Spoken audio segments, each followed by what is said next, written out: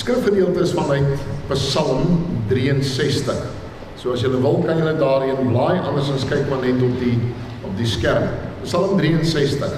Dit is 'n psalm van Dawid na aanleiding van sy verblyf in die Juda-woestyn.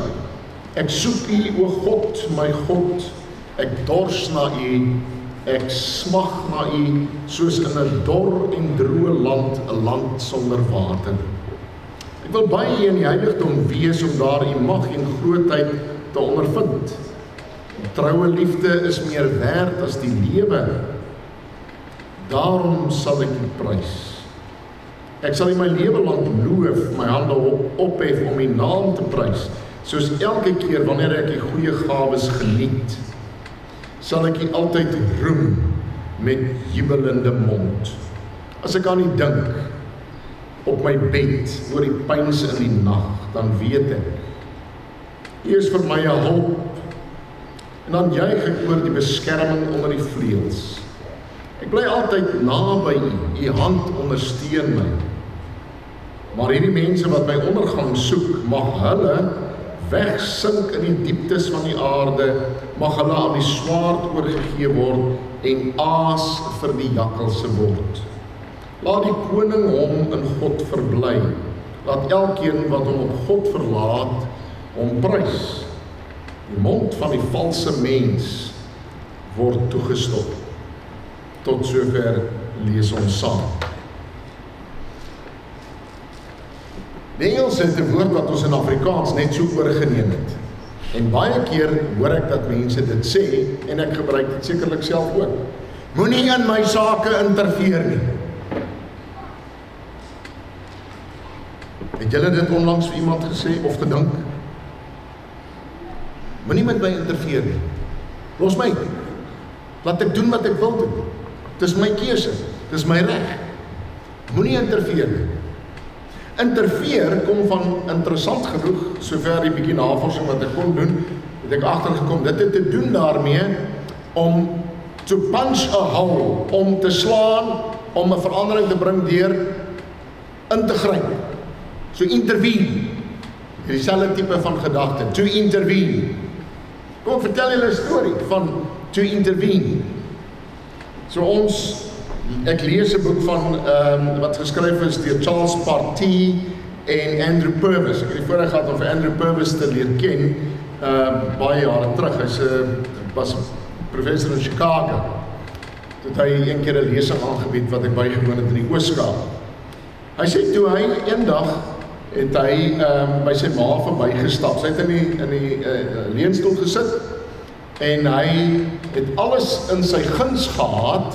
Alles het goed gegaan, sy toekoms was goed, hy was 'n jong man, het was 1964, daar was nie 'n probleem daar in Engeland nie. En toe stop hy by sy ma en hy sê vir haar, langs haar stoel, en hy sê vir haar, I'm bored with my life. Toe sê sy ma vir hom, hoekom gaan jy nie volgende week kerk toe? Komende van haar, wat nooit kerk toe gegaan het nie, behalwe by die hoë dae in die jaar.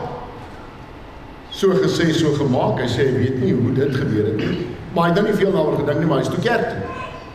En blykbaar toe in die kerk instap, was daar 'n Skotse predikant, en hy het die typiese klere aangehad, en met die openingswoorde het hy die kansel vasgegryp, en hy het gesê, let us praise the Lord.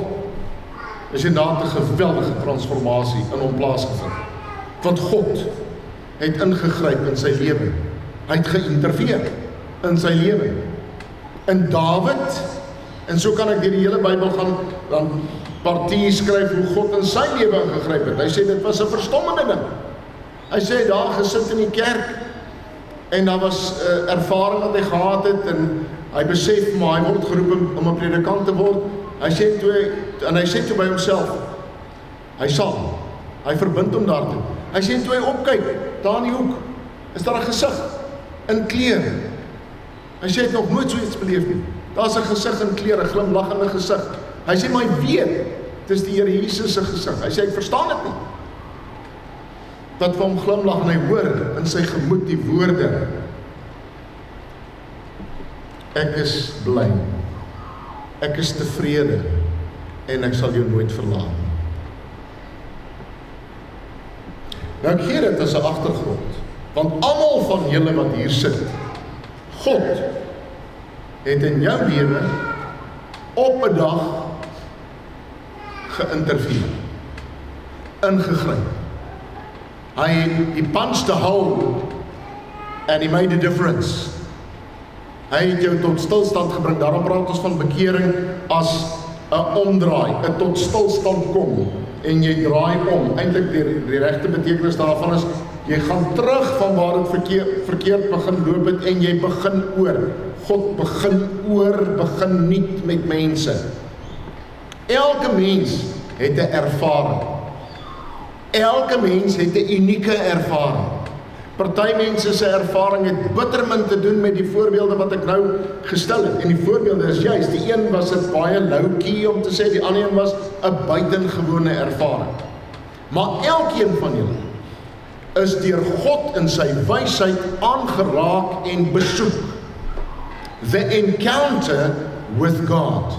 Jy kan nie 'n reël maak en sê jy moet dit so gehad het of sis gehad het, en as jy dit nie gehad het soos wat ek dit gehad het, dan het jy nie 'n legitieme of 'n autentieke ervaring gehad nie. Jy kan dit nie doen nie, mense, want wat jy in der waarheid dan sê is, dat God word beperk deur my persepsie van net op 'n paar maniere handel met mense. God in sy vryheid handel met mense op verstommende en verbuisterende maniere. Hy besoek mense en hy gryp in hulle lewe. Hy het in 'n jong man wat ek 'n baie lang pad mee geloop het, wat ek nie veel hoop voor gehad het op 'n stadium nie, het hy ingegryp een nag op 'n kragtadige wyse. Verstommend, ek het hom gevra, wat het dit gekos om vir jou om te draai? God intervened. En hy het geen twyfel daaroor gehad in die manier waarop God met hom op as 'n individu op daai oomblik gehandel het. Wij sien wat dan gebeur is, daar is 'n reaksie daarop. Jy reageer daarop. En die preek het ook daarmee te doen. Dit het met beide kante van die saak te doen. Want dit is so, en dit is iets waaroor ek baie gewonder het in die bediening, dat ons het in die gereformeerde teologie waarvoor ek baie lief is en waaraan ek gekoppel is, het ons steeds 'n element waar mense sê, maar daar moet geen gevoel wees ooit of ervaring, dis alles net met die verstand. Sandeman en Glass in einde van die 1700s, begin van die 1800s in Skotland, daar het 'n beweging ontstaan en hulle het gesê, dit het min of meer as volg gewerk. Glo jy in die Here? Ja, dan is jy gered. Dan is die saak afgehandel. Jy hoef nie verder aan te praat nie, jy het klaar gesê ja, en daarmee is die saak afgehandel. Kan dit wees dat dit die som totaal is van 'n Christelike lewe? Dis 'n probleem. Want die hele Bybel praat nie so daaroor. As ek die Bybel lees, ek lees Paulus, dan sê hy, ek span my in, ek is hartstogtelik besig, ek is soekend na die Here, ek wil meer van die Here. Hy behoort aan die Here, hy ken die Here, maar dit het nie opgehou met net 'n paar woorde en 'n belydenis wat hy een keer uitgespreek het lank terug nie. So wat was die reaksie?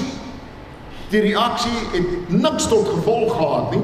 En die rede hoekom ons hier sit is omdat mense julle reageer op die ingreep en die betrokkenheid van God in jou lewe. As dit nie so is en jy doen dit net omdat jy voel jy is verplig om dit te doen of 'n voorbeeld te stel vir jou kinders nie, dan is daar 'n probleem. Dit het tog te doen daarmee, my liewe medebroer en suster in Christus, dat die Here Jesus elke dag met jou besig is. En elke dag jou op 'n manier besoek, deur sy woord, deur sy gees, deur omstandighede. En daar is hierdie koneksie, hierdie kontak, en jy reageer daarop. En dit is wat Dawid van praat. Dawid vertel, in 'n tyd wat ons nie heeltemal weet presies wanneer, die beste afleiding wat ons kan maak, is dat dit gebeur het, toe hy vir sy seun Absalom gevlug het. Hoekom sê ons dit? Want dit is toe hy koning was, want toe hy vir Saul gevlug het, was hy nog nie koning gewees nie. So na alle waarskynlikheid, in die Judeese woestyn, toe hy vir sy seun Absalom gevlug het, wat die koningskap wou oorneem, wat hom ondermyn het, en dit was 'n slegte tyd in sy lewe. 'n ongelooflike slegte tyd, wat aangehou het, dat dit nie eensklaps verander nie.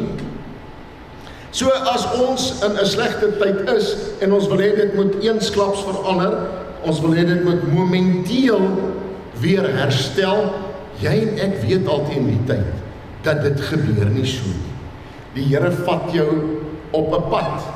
In 'n sekere sin ervaar mense dit, iemand anders, omstandighede het geïnterfereer in my lewe, het in my lewe 'n hou geslaan, it punched a hole in my planning, in my future, in my geluk, in alles wat daarmee saamgaan. So dan is mense ontwrig. Wat doen hulle in daardie ontwrigting? Hoe hanteer ons daardie ontwrigting? Dawid sê, ek soek U, o God. Ek dors na U, ek verlang na U, ek smag na U. Hy stapel daardie konsepte op, soos iemand wat werklik waar uitgemergel is van die dors. Nou, vandag is dit moeilik om daardie beeld te gebruik hier waar ons nou hier sit. Mag jy dit nog so 'n maand of 2 en loop vir 'n dag en 'n half in die warm son, sonder 'n bietjie water. Dan sal jy iets begin beleef en ek iets weer begin beleef van wat dit beteken om smagtend te wees, om te verlang, soos wat 'n dors mens, 'n dier, verlang na die water, so verlang hy na God. Baie keer as mense dit lees, dan voel hulle skuldig, want hulle het nie daardie ervaring nie. Ek onthou toe ek op Stytlerwil was, vir julle wat weet waar dit is, was in die tyd van die groot droogte. En toe eendag met my vriend Dani Bellingen, as ons weer veld toe, ons kon nie meer jag nie, want daar was niks oor nie. Die diere was, they were decimated, en hulle was, daar's toe 'n springbok wat baie swak al is. En ek het afgespring van die bakkie, dit is baie lang terug, en ek het die springbok ingehardloop en gevang, want hy was besig om te vrek. Die punt is, daardie versmagting na kos en na water, want daar is nie water nie. Dis 'n stryd elke dag. Dan kry daardie Psalm 'n onsaglike betekenis. Ek sal nooit vergeet nie, daardie versigtiging van 'n dier in 'n dor en droë land sonder water. En dan sê hy, ek verlang op hierdie wyse na God. Na God.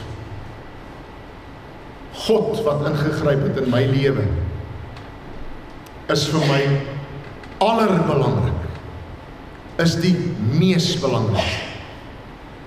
Søren Kierkegaard het gesê, genadiglik, die groot wiskundige het gesê, genadiglik is God, nie die God van profete en die savant nie. Dit is 'n mooi woord, nee, wat beteken dit?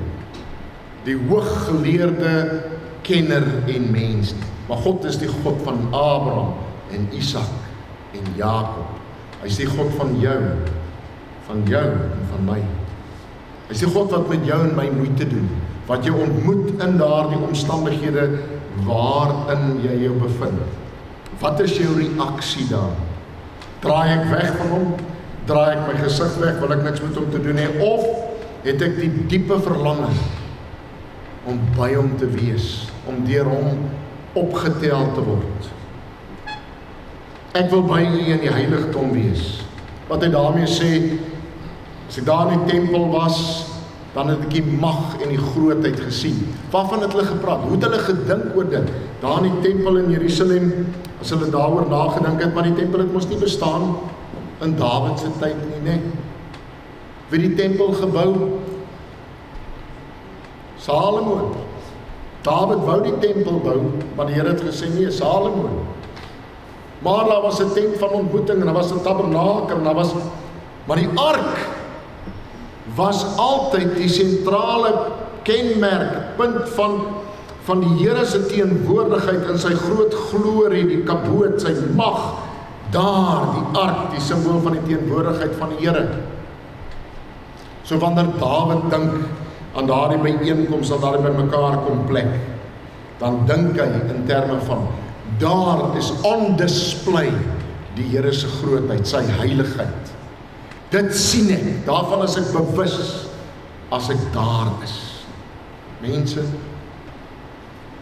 'n erediens is 'n plek waar ons herinner word, sonder dat ons 'n ark het, maar ons het baie keer die simbole, hier waar ons die simbool van die woord het, die simbool van die nagmaal en die doop baie keer. Die tekens van God in sy grootheid, in sy verlossingsmag.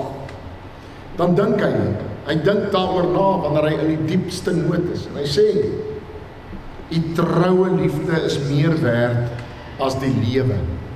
So sien julle wat gebeur? Hy dink oor God, hy herroep die dade van God in die geskiedenis, hy herroep die grootheid van God, wat hy gesien het, hy dink aan alles wat God gedoen het vir hom, hoe dit gewerk het, dan bring dit hom op 'n punt. Daarom sal ek U prys. Dis waaroor dit gaan. Om 'n gelowige te wees, is om die Here te loof en te prys. Ten diepste is die bestaansreg en grond van ons as gelowiges, is om aan hom die lof en die eer te bring. So dis nie 'n geval van dat geloof is bloot net 'n verstandelike instemming van dit is waar en ek glo en ek is gered nie. Dit is 'n reaksie op God se teenwoordigheid, sy permanente teenwoordigheid. Dis 'n reaksie van 'n lewe van lofprysing. Ek sal in my lewe lank loof, my hande ophef om U naam te prys. Nou daardie konsep van dis eintlik sinonieme wat gebruik word van om die lofprysing, maar ook gebed. So die mens se reaksie is lofprysing, gebed. Daardie vreugdevolle lewe wat ek leef saam met God. Soos elke keer wanneer ek die goeie gawes geniet, sal ek U altyd roem met 'n jubelende mond. Wat is daardie goeie gawes? Wanneer God vir jou die bone marrow gee, die vettigheid, die beste van wat daar is. Wat is ons reaksie daarop? My kind, as jy 'n persentjie gekry het, wat is jou reaksie daarop? Is jy daaroor bly? Sê jy dankie? Hoe sê jy dankie daarvoor? Dit is die saak wat hier ter sprake is. Dat die Here gee vir ons die vettigheid. Dis wat Dawid sê. Terwyl hy in sy omstandighede is. Hy roep hy, verstaan hy. God het nie verander nie. Sy omstandighede het verander. Maar God het nie verander. Dis dieselfde God. En dis die God wat in sy grootheid, in sy liefde, in oordaad gee. Daarom verlang hy. Hy plaas sy vertroue op hierdie God, by wie daar al die goedheid te vind is. Hy sê selfs in die nag, as ek nadink, as ek pyns oor die hele nag, want as ons dit so sing, as ek pyns in die nag, dan weet ek, U help my. So in die nag, wanneer dit nou 'n ander pad is wat ons loop, en die Here met ons loop, dink daaroor. Jy het nie begin om die Here te soek nie. Die Here het jou gesoek en jou gevind. Dit is natuurlik ten eenemale so as dit nog nie gebeur het. Kan ek dit sê? As dit nog nie gebeur het nie, dan gaan jy altyd wonder, maar hoe werk godsdienst?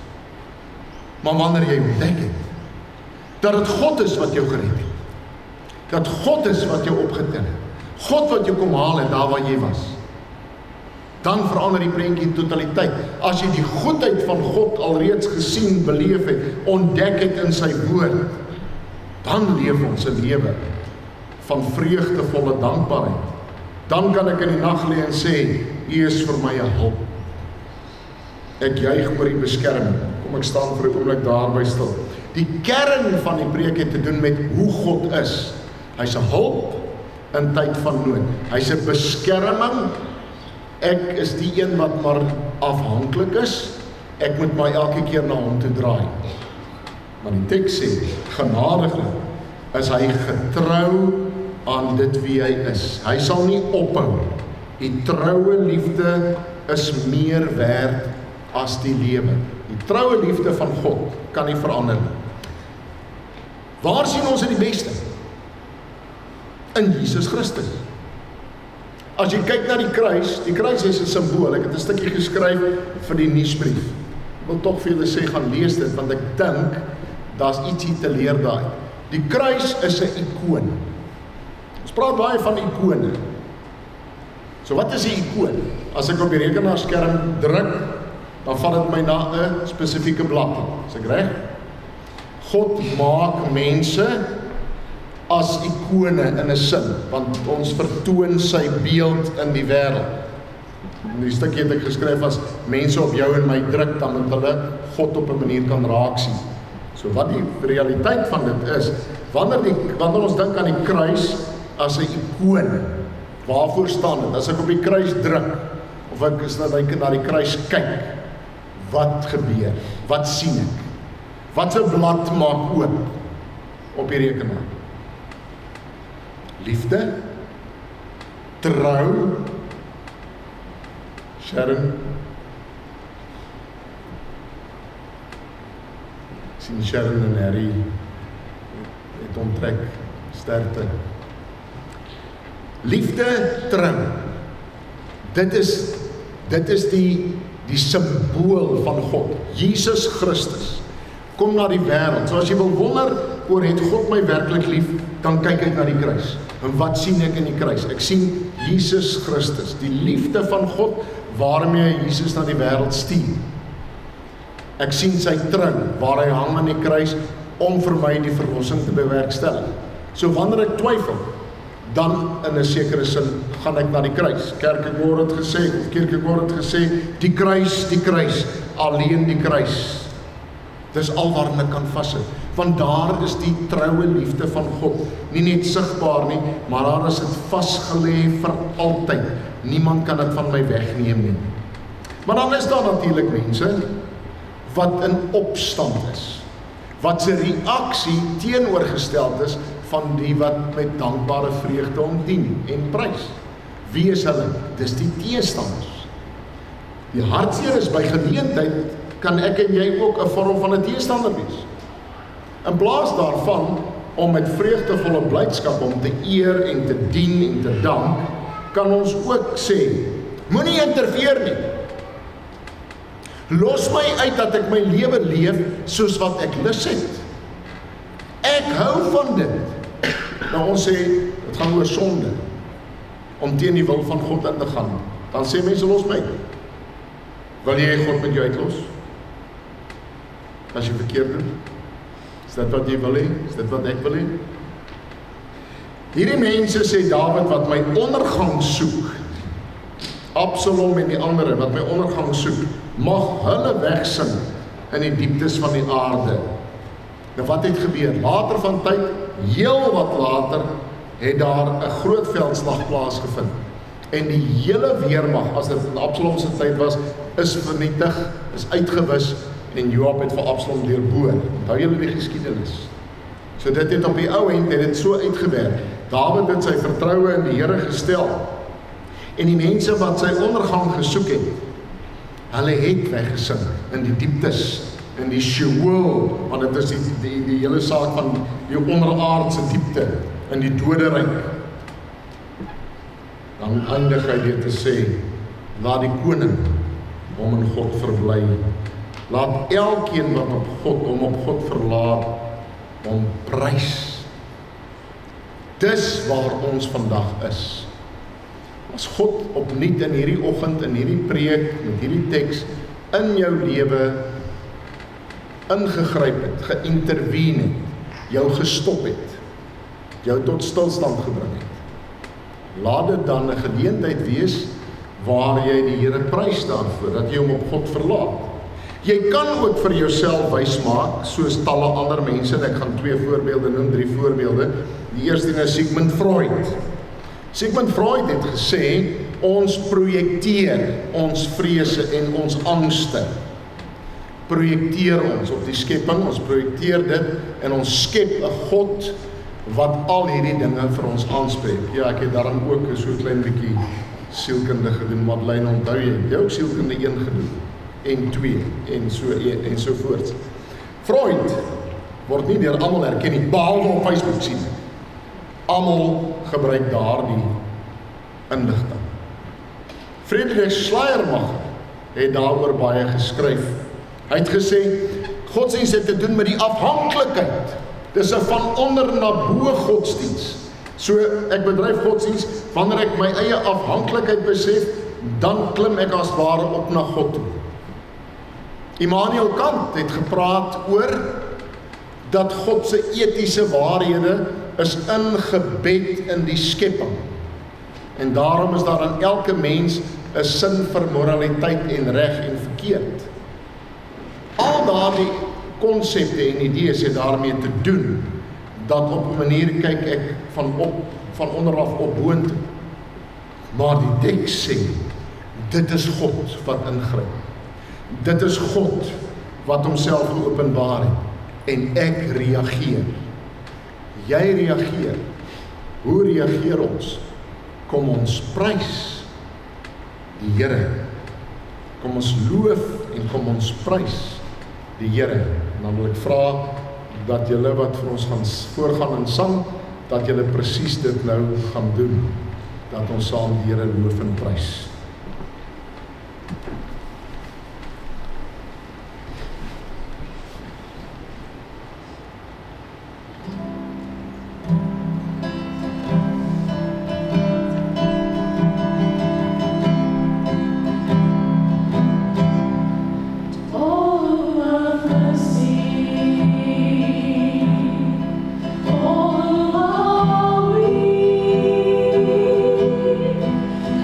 To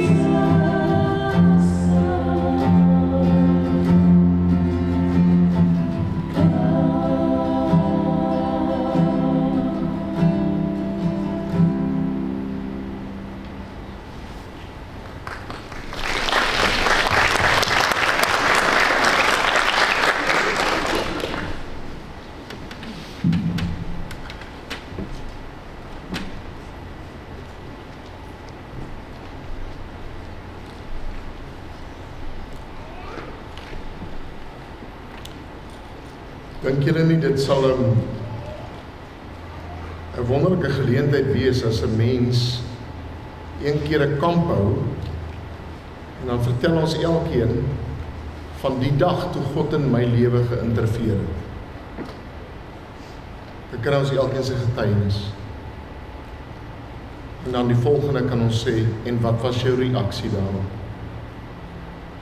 Het is my wonderlik om weer na julle te luister, dit is my so groot voorreg, en dit is, dank die Here daarvoor, vir julle twee. Kom ons bid. Dankie Here dat ons kan deel in die seëninge van die elke dag.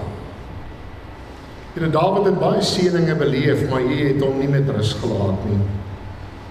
Selfs toe hy op die toppunt van sy mag en sy glorie was, toe het hy agtergekom, daar's iemand wat 'n reuse gat in sy lewe geslaan het, en dit was hom.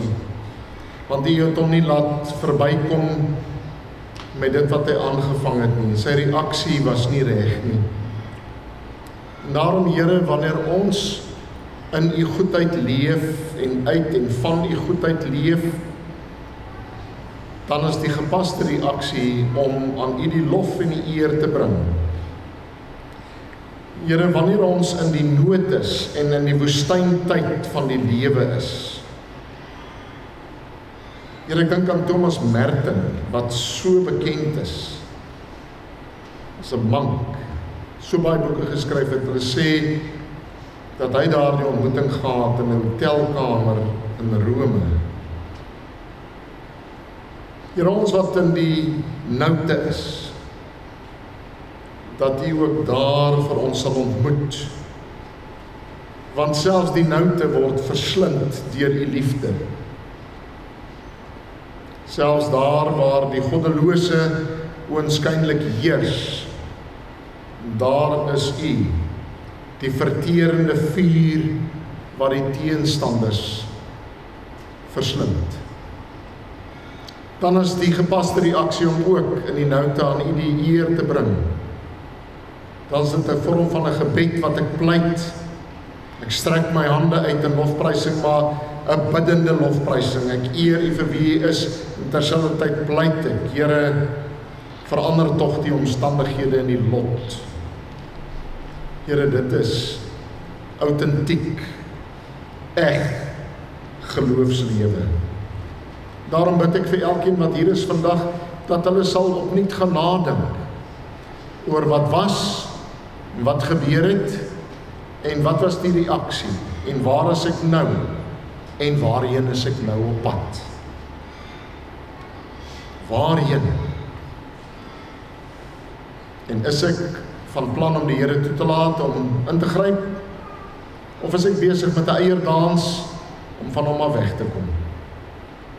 Ek bid vir elkeen, Here, oud en jonk, dat hulle hier oor diep sal biddend nadink, opnuut, in die aanloop na Kersfees. Een van die dae, Here, gaan ons 'n lofprysingsgeleentheid hê, waarin ons aan U die lof en die eer gaan bring, deur sang. Here, dat dit sal wees, gebore, uit 'n diepe begeerte, om U te prys, omdat daar 'n verhouding is, daar 'n koneksie is. In Jesus naam bid ek dit. Amen.